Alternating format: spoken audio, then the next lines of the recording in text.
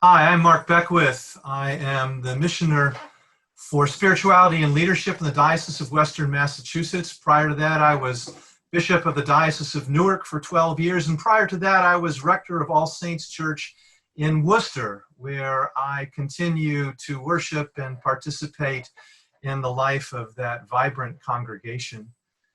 And I'm going to talk a bit about the experience of COVID and where God has been. And I want to begin by talking about the Eucharist. And for the 40 plus years that I've been ordained, the Eucharist has been the central focus of my spiritual life. It is how I've been fed. It is where God reliably shows up. It feeds me with new life, which lasts for a few hours, few days, never more than a week. And so I come back week after week, year after year to receive this Eucharist. Over the course of many years, I've said to others, receiving the Eucharist is the most important thing that I do in my life because it enables me to do everything else. Now, in the midst of COVID, Eucharist is not available. It has been put to the side, and I lament that loss, as so many of us do. I want it to come back, but as I reflect on it more, it seems that in some ways, my focus of God's presence has been limited to the altar. And what COVID is inviting me to do, and I'm reluctant to accept the invitation, is to see where else God is working. That there are sacramental moments in the world where God is showing up, and the invitation is to pay attention to them. To pay attention to those moments and to see how they fill and feed me, fill and feed us. And I have three examples. One is maybe a couple of months ago when masks were hard to come by. As I drove to get my paper in the morning, there were hanging from a mailbox masks and a sign, free masks.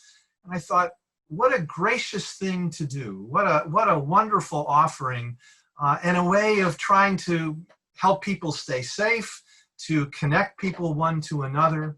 And that was a powerful moment, a small moment, but an important moment. And then maybe a month later, a local store shut down because somebody on the store staff was tested positive for the virus, and they shut the place down to clean it. But what was most important to me is how clear they were about what had happened, that somebody had tested positive for the virus, and their concern for the community and forced them to shut down. And I just thought, what a gracious thing to do. They could have hid that information from the rest of their clientele, but they didn't. And I thought, God is working in that store community, trying to, again, make people feel safe. And the final story is one relayed by a parishioner at Church of the Atonement in Westfield when I was working with a group of leaders recently. And we were complaining to one another how our faces are shrouded in masks and we really can't see people.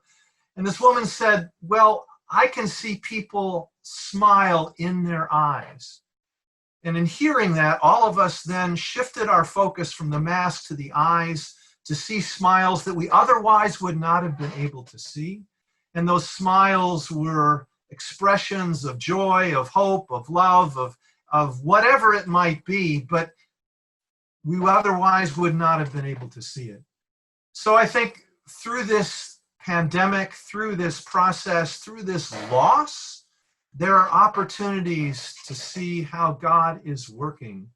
And I'm paying more attention, and God's presence, God's mercy, God's life and God's love is more apparent than I otherwise would have seen. I thank you for the opportunity to tell these stories.